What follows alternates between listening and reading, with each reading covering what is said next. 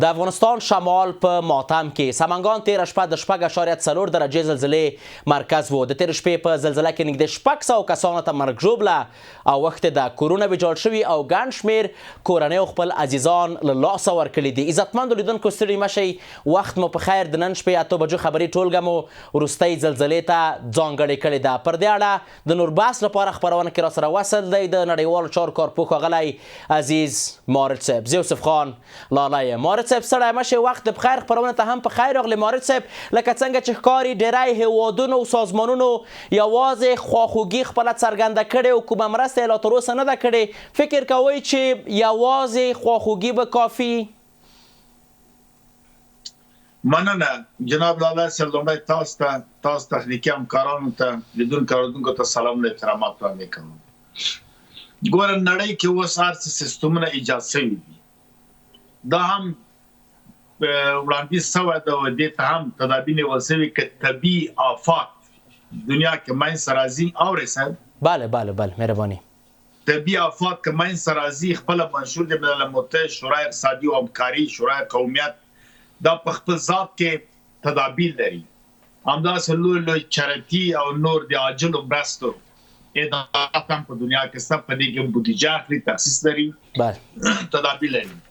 همداسې په کور د لپاره هېواد کې د ایمرجنسي حالت دپاره، حادثاتو دپاره دغسې یو ناورین او شی منځته راځي، عاجلې مرستو دپاره علاوه له سره میاشتو، علاوه له رډ کراس او داسې بهرني دي. دلته په دې نه په افغانستان کې مبارزه علیه حادثات یو وزارت او اداره او دا جوړ شوي دي.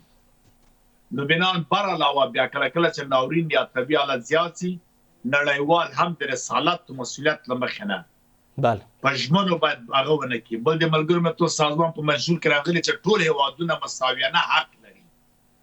که وړي که غټي که برقدرت که زبرځواکي او که ټیټې که پرمختللی که وروسته پاتې، دې ته نه ګوري. مساویانه حق ده، حقوق معلوم دي. اتباع ټول ځکه هغه ته بین الدول نه وایي، بین الملل وایي. د ملل منځ کې ده، د خلکو منځ کې ده، یو سازمان ده. نو بنان دوی هم باید تدابیر ولري.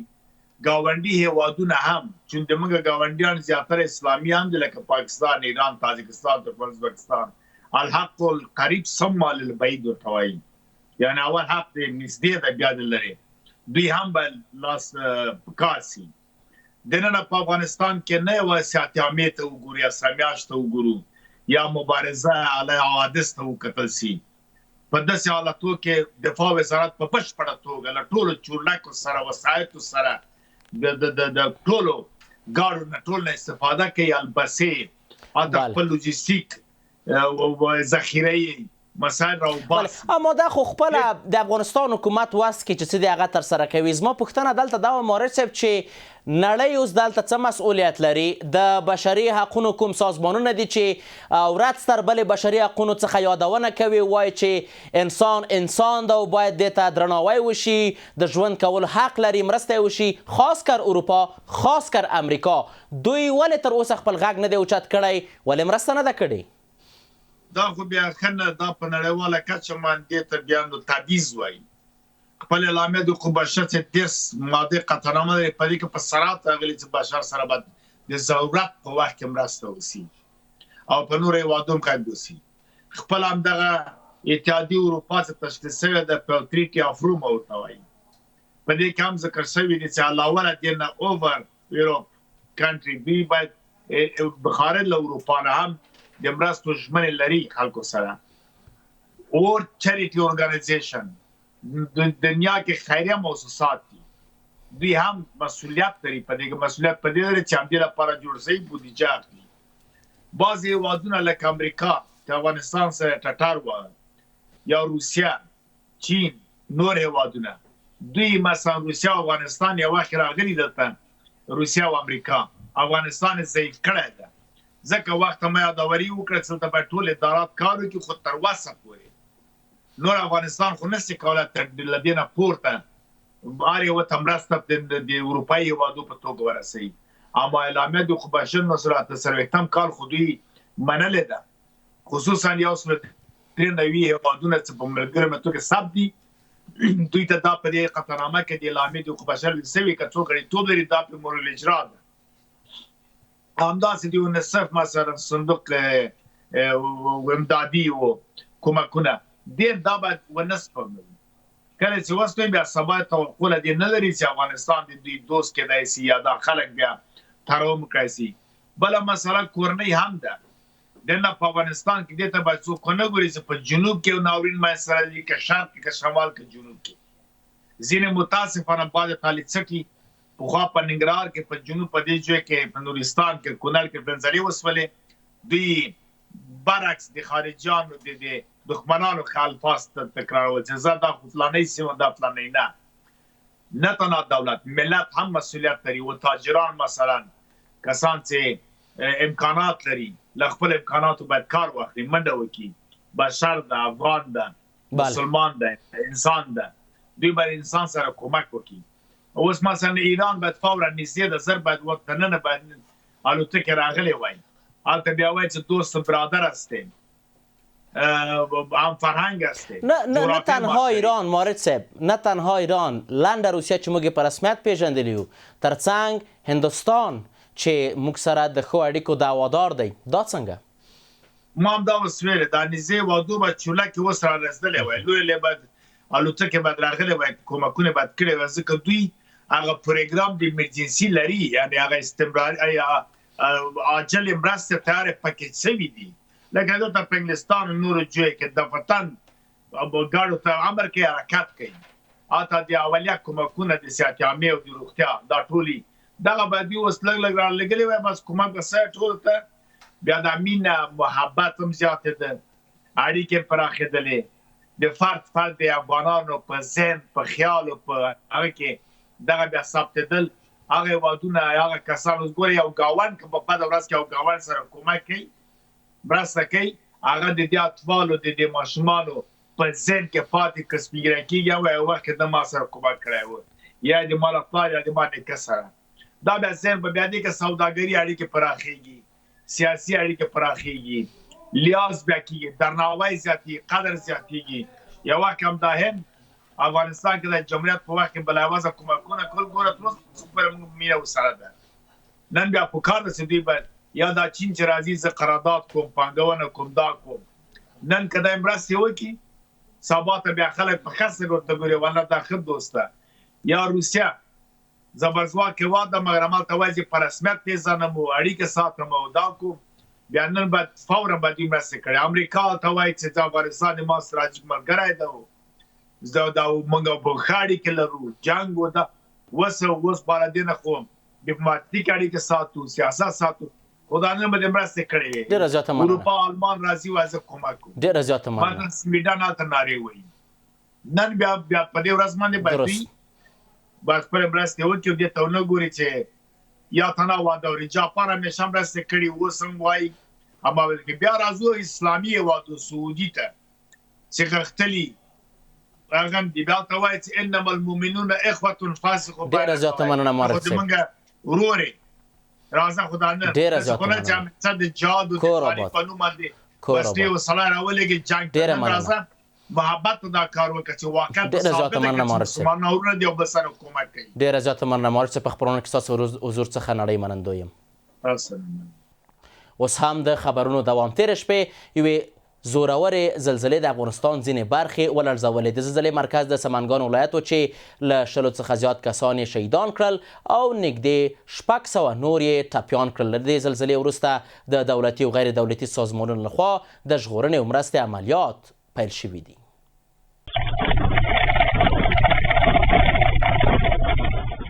افغانستان یو ځل بیا د درد او غم په حالت کې.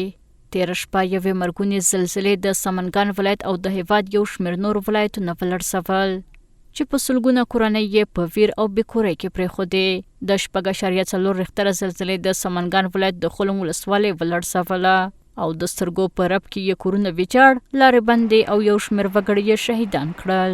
هغه زلزله چې د تیر شپې په لومړیو ساعتونو کې د سمنګان، بلخ، بغلان او کندز ولایتونو فلړسول د خلکو ژوند او ملکیت ته د پام وړ زیان ورسوه.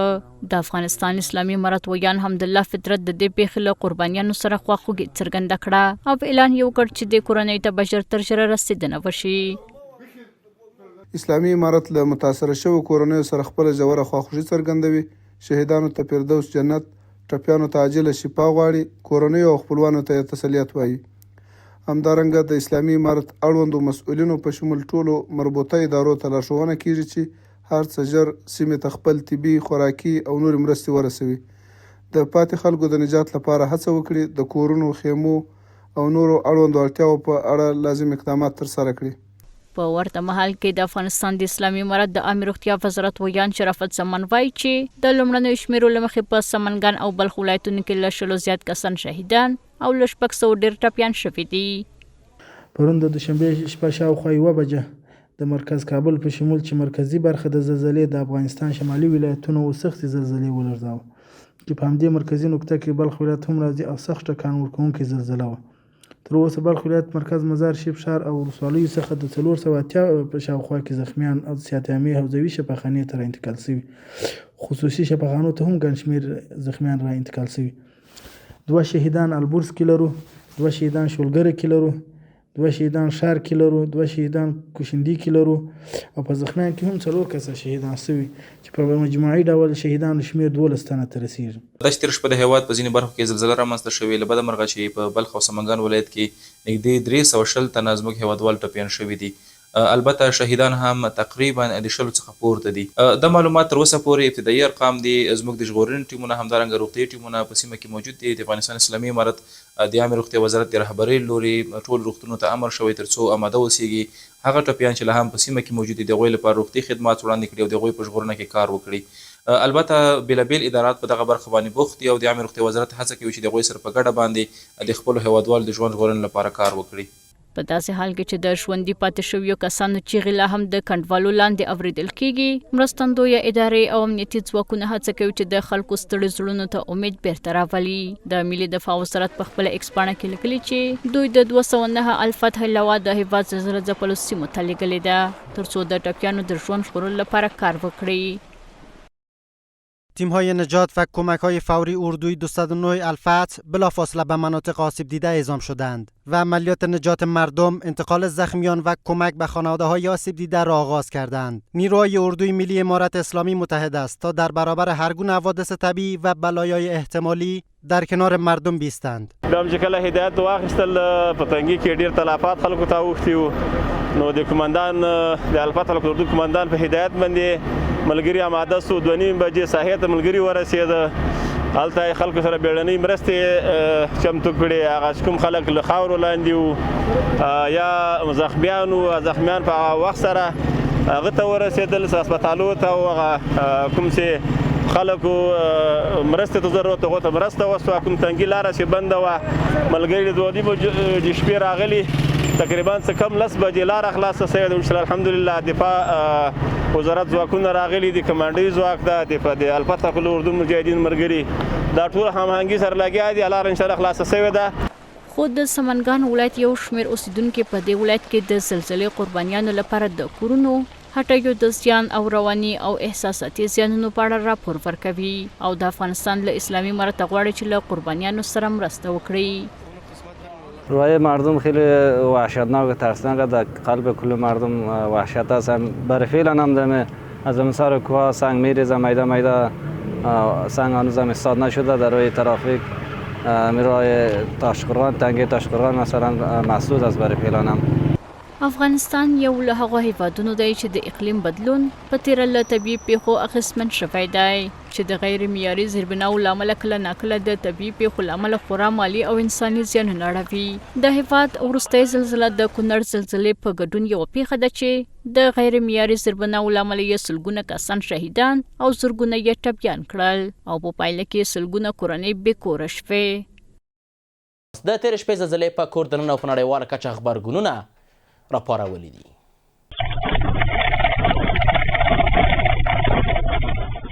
تیره شپه شاوخوا د 1 بجې زورورې زلزلې د افغانستان بېلابېلې سیمې ولړزولې چې تر ټولو ډیر مالي او ځاني زیان یې د هېواد شمالي ولایتونو خلکو ته اړولی دی. دغه زلزله د کورنیو بهرنیو غبرګونونو لامل هم شو.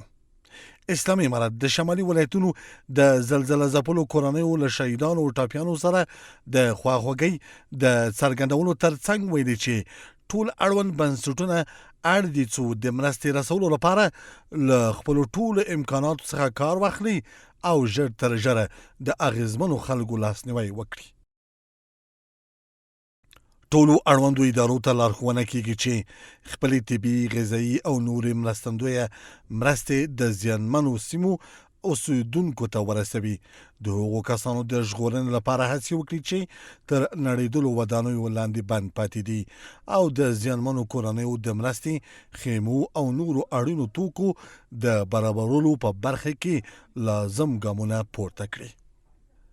د هېواد پخواني ولسمشر حامد کرزي او عبدالله د پخواني حکومت د عالي مصالحې شورا رئیس د شهیدانو او ټپیانو له کورنیو سره د خواخوږۍ څرګندولو ترڅنګ له مرستندویو ادارو او د هېواد له وګړو غوښتنه کړې چې له زلزله ځپلو سره مرستې وکړي.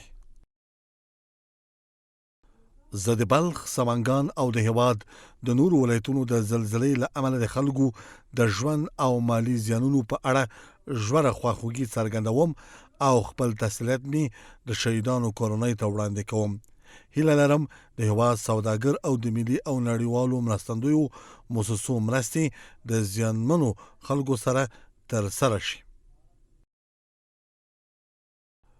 د ژورې خواخوږۍ د څرګندولو ترڅنګ موږ د زلزله ځپلو کورنیو په غم کې او درد کې ځان شریک بولو او له مرستندویو ادارو او د هېواد له توانمنو وګړو په صمیمانه توګه غوښتنه کوو چې ژر تر ژره د زیانمنو خلکو د مرستې لپاره اقدام وکړي او خپل انساني مسؤلیت د خپلو هېوادوالو د ژوند د ژغورنې او ملاتړ په برخه کې ترسره کړي. له دې سره سم زلمي خلیلزاد نړیوالو بنسټونو او د نړۍ د بېلابېلو هېوادونو یو شمېر استازولیو د هېواد د شمال له زلزله ځپلو خلکو سره خواخوږي څرګنده کړي او د مرستې او ملاتړ لپاره یې د چمتووالي اعلان کړی. زه د افغانستان په شمال په ځانګړي ډول د بلخ او سمنګان ولایتونو او شاوخوا سیمو د زلزلې له امله ډېر خواشینی یم. په دې پیښه کې د هېواد ګڼ شمېر خلکو خپل ژوند له لاسه ورکړی او یو شمېر نور ټپیان شوي. همدارنګه داسې ریپورټونه هم شته چې د مزار شریف تاریخي او ښکلی زیارت ممکن د زلزلې له امله زیانمن شوی وي. موږ د مزار شریف ښار ته نږدې د زلزلې له امله مرژوبلې رامنځته کېدو او د افغانستان په شمال کې د خلکو د وژل کېدو له امله ژور خفګان څرګندوو. د قربانیانو کورنۍ ته خپله صمیمانه خواخوږي څرګندوو او د ټپیانو د ژر رغېدو هیله کوو.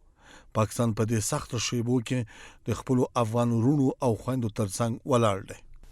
د افغانستان لپاره د ملګرو ملتونو استازوالی، د نړیوال روغتي سازمان په کابل کې د ایران سفارت، د جاپان سفارت او همدارنګه په کابل کې د اروپایي اتحادیې استازوالی د دې پیښې له امله خپله خواشیني څرګنده کړې او د زیانمنو خلکو د مرستې لپاره د چمتووالي اعلان کړی دی.